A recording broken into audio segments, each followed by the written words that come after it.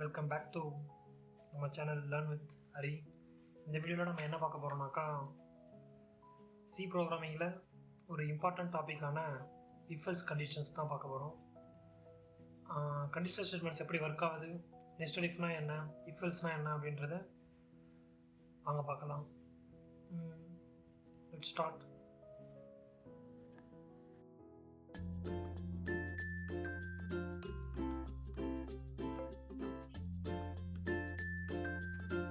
Okay, இப்போது இஃபோட work flow எப்படி இருக்குன்னு பார்ப்போம். இப்போது நம்ம இஃப் கிட்ட ஒரு கண்டிஷன் கொடுத்துருப்போம். அந்த கண்டிஷன் ட்ரூ ஆச்சுனாக்கா இஃப் ஆனது ஒன்றா மாறும். இஃப் ஆனது ஒன்றா ஆச்சுனாக்கா அதுக்குள்ளே இருக்கக்கூடிய ஸ்டேட்மெண்ட்டை அது பிரிண்ட் பண்ணணும். சப்போஸ் கண்டிஷன் நம்ம கொடுத்துருக்க கண்டிஷன் ஃபெயில் ஆச்சுனாக்கா இஃப் ஆனது ஜீரோவாக மாறும். So zero means condition fail ஆகிடுச்சு. அப்போ அதனால் இஃப்க்குள்ளே இருக்கிற கண்டென்ட் பிரிண்ட் ஆகாது. இஃப்குள்ளே நம்ம கொடுத்துருக்குற எந்த கண்டென்ட்டாக இருந்தாலும் சரி, நம்ம கொடுத்துருக்குற ஃபங்க்ஷனாக இருந்தாலும் சரி, அது பிரிண்ட் ஆகாது, எக்ஸிக்யூட் ஆகாது. டைரெக்டாக நம்மளுடைய லைன் அடுத்த லைனுக்கு போயிடும். ஸோ இப்போ நம்ம அடுத்த லைனில் நம்ம எல்ஸ் கொடுத்துருக்கனால எல்ஸுக்கிட்ட நம்ம என்ன சொல்லியிருக்கோமோ அதுதான் பிரிண்ட் ஆகும். இதுதான் இஃபோட ஒர்க் ஃப்ளோ. இப்போது ஒரு ஸ்மால் எக்ஸாம்பிள் பார்ப்போம். நம்மக்கிட்ட ஒரு 2 பாக்ஸஸ் இருக்குது, box A and box B. Box ஏல நம்ம 20 என்ற வேரியபிள் 20 என்ற டெசிமல் வச்சுருக்கோம். பாக்ஸ் பிலையும் நம்ம ஒரு வேல்யூ வச்சுருக்கோம். இப்போது பாக்ஸ் ஏ பெருசா இல்லை பாக்ஸ் பியில் இருக்கிற வேல்யூ பெருசா அப்படின்ற நம்ம கண்டிஷனை செக் பண்ணும்போது நம்ம கண்டிஷன் ட்ரூ ஆச்சுனாக்கா இஃப் ஆனது ஒன்றா மாறும். சப்போஸ் இஃப் ஆனது 0 ஆச்சுனாக்கா இஃப் ரன் ஆகாமல் அடுத்த லைன் போயிடும். சப்போஸ் கண்டிஷன் ட்ரூ ஆச்சுனாக்கா இஃப் ஆனது ரன் ஆகி அதுக்குள்ளே இருக்கிற கண்டென்ட் ஸ்டேட்மெண்ட்டையும் அது பிரிண்ட் பண்ணும். இப்போது இங்கே ஏன்ற பாக்ஸில் 20 இருக்குது, பின்ற பாக்ஸில் 50 இருக்குது. இங்கே நம்ம என்ன யூஸ் பண்ணுறோம்னாக்கா, இப்போ நம்ம கண்டிஷன் எப்போ ட்ரூ ஆகணுனாக்கா ஏ பிஏ விட பெரிய வேல்யூவாக இருந்தாக்கா, கிரேட்டர் தானாக இருந்தாக்கா நம்ம கண்டிஷன் ட்ரூ ஆகி நம்ம கொடுத்துருக்க ஸ்டேட்மெண்ட் பிரிண்ட் ஆகும். இது ரன் பண்ணி பார்ப்போம்.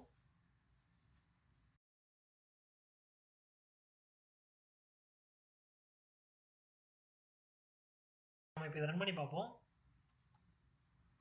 ரன் பண்ணுறதுக்கு முன்னாடி இந்த லைனை நம்ம கமெண்ட் பண்ணிடலாம்.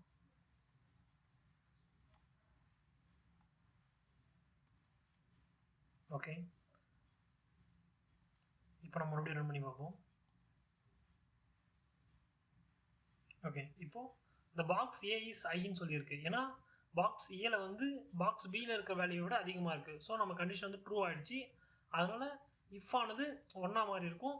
ஸோ இஃப்க்குள்ளே இருக்கக்கூடிய ஸ்டேட்மெண்ட் பிரிண்ட் ஆகுது. சப்போஸ் நம்மளுடைய கண்டிஷன் ஃபெயில் ஆச்சுனாக்கா இஃப்க்குள்ளே இருக்கிற ஸ்டேட்மெண்ட் பிரிண்ட் ஆகுமானாக்கா ஆகாது. ஓகே, அதையும் பார்ப்போம்.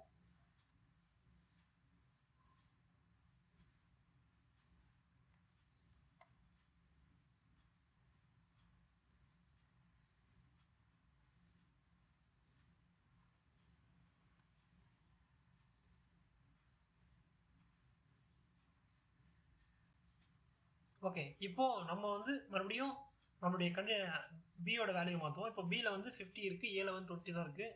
ஸோ அதனால் நம்மளுடைய கண்டிஷன் இப்போ ஃபெயில் ஆகும். ஓகே, இப்போ நமக்கு இங்கே எதுவுமே பிரிண்ட் ஆகலை. ஏன்னாக்கா நம்மளுடைய கண்டிஷன் ஏ 20, பிஏ விட ஏ அதிகமாக இருக்கணும். பட் ஆனால் இங்கே ஏ 20 தான் இருக்குது, பி 50 இருக்குது. ஸோ கண்டிஷன் ஃபெயில் ஆகிடுச்சு. இஃப் 0 மாறிடும். இஃப் 0 மாறிட்டாக்கா இதுக்குள்ளே இருக்க ஸ்டேட்மெண்ட் அது பார்க்காம நெக்ஸ்ட் லைனுக்கு வந்துடும். இங்கே நம்ம நெக்ஸ்ட் லைன் எம்டியாக விட்டுருக்கனால அது பிரிண்ட் ஆகலை. சப்போஸ் நம்ம இங்கே நெக்ஸ்ட் லைனில் நம்ம எல்ஸ்ன்னு போட்டு இங்கே என்ன பிரிண்ட் ஸ்டேட்மெண்ட் போட்டிருந்தாக்கா, else box B is I. So இப்போது நம்ம மறுபடியும் இதை ரன் பண்ணி பார்ப்போம். இந்த வாட்டி பாக்ஸ் பி இஸ் ஐன்னு வந்திருக்கு. இப்போது நம்மளுடைய கண்ட்ரோல் ஸ்டேட்மெண்ட் என்ன பண்ணுதுனாக்கா, பாக்ஸ் ஏவையும் பாக்ஸ் பியையும் கம்பேர் பண்ண சொல்ல பாக்ஸ் பி தான் பெருசாக இருக்குது, ஏவோட கம்பேர் சொன்னதுக்காக கண்டிஷன் ஃபெயில் ஆகிடுது. ஸோ இது ஆட்டோமேட்டிக்காக அந்த லைனை விட்டு வெளில அடுத்து இருக்கிற எல்ஸ் லைனை பிரிண்ட் பண்ணுது. இதுதான் இஃப் கண்டிஷனோட ஒரு பேசிக். இஃப் கண்டிஷனோட ஒர்க் ஃப்ளோவே இவ்வளோ தான். இதில் நம்ம நெக்ஸ்ட் யூஸ் பண்ண போகிறது தான் நெஸ்டட் இஃப். இப்போ நம்ம நெக்ஸ்ட் இஃப் பார்க்கறதுக்கு முன்னாடி இஃப் கண்டிஷன் வச்சு ஒரு ஸ்மால் எக்ஸாம்பிள் பார்க்கலாம். ஆட் ஆர் ஈவன் எப்படி ஃபைண்ட் பண்ணுறதுன்னு பார்க்கலாம்.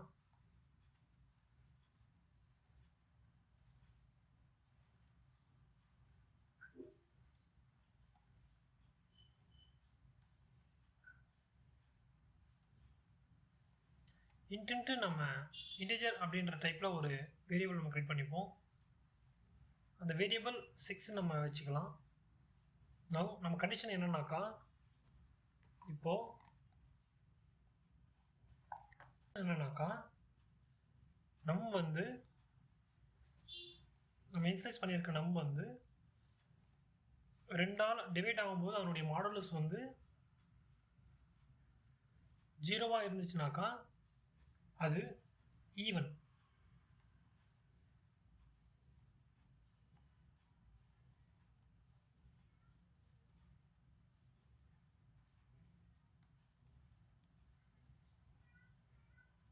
சப்போஸ் அது பிரிண்ட் ஆக சொல்ல மாடுலஸ் டிவைட் பண்ண சொல்ல மாடுலஸ் 0 ஆகலனாக்கா அது ஆட்.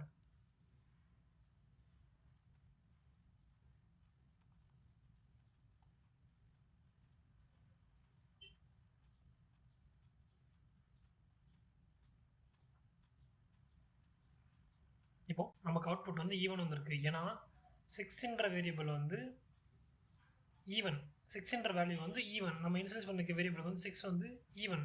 ஸோ இதை நம்ம இப்போ மாற்றி பார்ப்போம். நவ் 9 இஸ் ஏ ஆட், 9 வந்து ஆட்.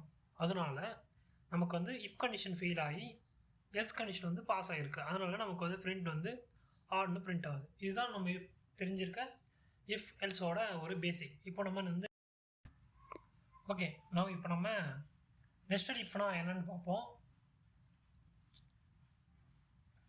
ஓகே இப்போ நம்ம நெஸ்டட் இஃப் என்னன்னு பார்ப்போம். நம்ம போன டைம் பண்ண மாதிரியே ஆட் ஆர் ஈவன் கண்டுபிடிப்போம். பட் ஆனால் நெஸ்டட் யூஸ் பண்ணி நெஸ்டட் இஃப் எல்ஸ்னால் என்னன்னாக்கா, நம்ம ஒரு இஃப்க்குள்ளே இன்னொரு இஃப்பை மறுபடியும் யூஸ் பண்ணுறது தான் நெஸ்டட் இஃப். ஒரு கண்டிஷனுக்குள்ளே இன்னொரு கண்டிஷனை நம்ம செக் பண்ணுறது தான் நெஸ்டட் இஃப்.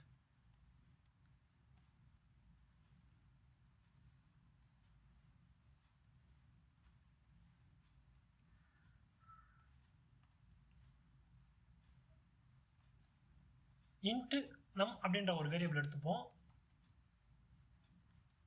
அந்த வேரியபிளுக்கு நம்ம 10 இன்ஷியல் பண்ணிக்கலாம். நம்மளுடைய ஃபர்ஸ்ட் கண்டிஷன்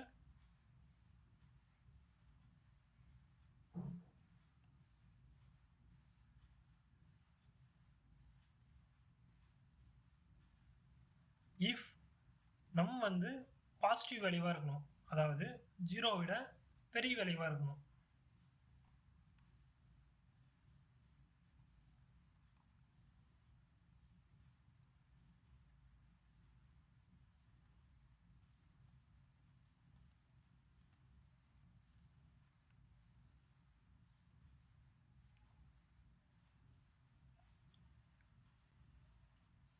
இப்போ நம்ம நெஸ்டட் இஃப் பார்ப்போம்.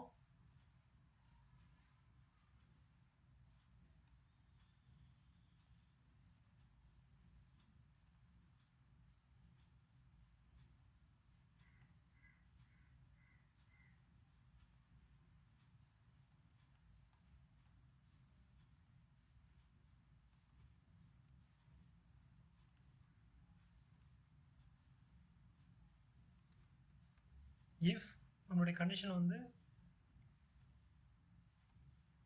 நம்ம டிவைட் பண்ணும்போது அதனுடைய மாடுலஸ் வந்து 0 இருந்தாக்கா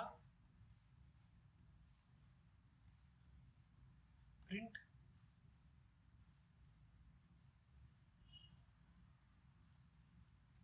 even, otherwise go to else part.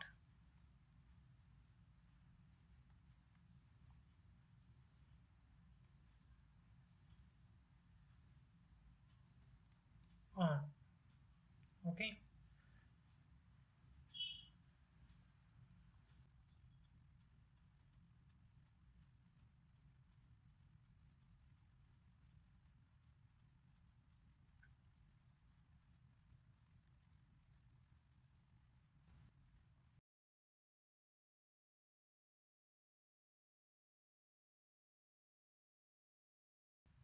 இப்போ நம்ம இஃப் கண்டிஷன் ட்ரூ ஆச்சுனாக்கா என்ன பண்ணுன்றது எழுதிட்டோம்.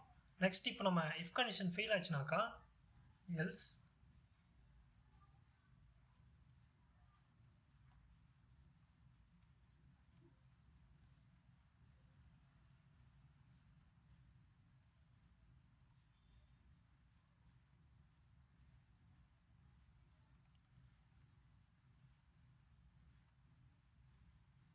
இஃப் சப்போஸ் நம்மளோட இஃப் கண்டிஷன் ஃபெயில் ஆச்சுனாக்கா நம்மளுடைய அவுட்புட் வந்து நான் பாசிட்டிவ் வேல்யூவாக வந்துடும். இப்போ நம்ம நம்மளுடைய இன்புட்டை வந்து 10 அப்படின்னு கொடுத்துருக்கனால இது வந்து ஒரு பாசிட்டிவ் நம்பர் அண்ட் ஒரு ஈவன். இப்போது நம்ம ஒரு நெகட்டிவ் நம்பரை கொடுத்து சொல்ல இட் இஸ் நான் பாசிட்டிவ். இப்போது நம்மளுடைய கண்டிஷன் ட்ரூ ஆச்சுனாக்கா இஃப்குள்ளே இருக்கிறது ரன் ஆகும். கண்டிஷன் ஃபெயில் ஆச்சுனாக்கா எல்ஸ் பார்ட் வந்து ரன் ஆகும். இவ்வளோ தான் nested if. And then thank you for வாட்சிங்.